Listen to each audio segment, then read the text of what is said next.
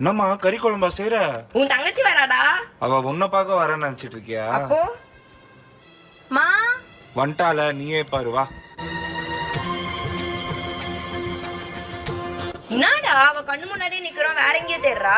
அவ உன்னை தெரியல, வீட்டுல புதுசா என்னென்ன பொருள் வாங்கி போட்டிருக்க தேடிட்டு இருக்கா. மா எங்க பார்த்தாலும் ஒரே டெங்கு மலேரியான்றாங்க, ஒரே பக்கு பக்குன்னு இருக்கு. அதனால வீட்டுக்கு போகும்போது இந்த பேட் எடுத்துன்னு போறேன். எங்க பாரு கூத்த வந்தோடனே தூக்கிட்டா. வரும்போது வெறும் கையை வீசின்னு தானே வந்தா, போறதுக்குள்ள எவ்வளவு பொருளை நவுத்தின்னு போறா பாரு. நீ வா.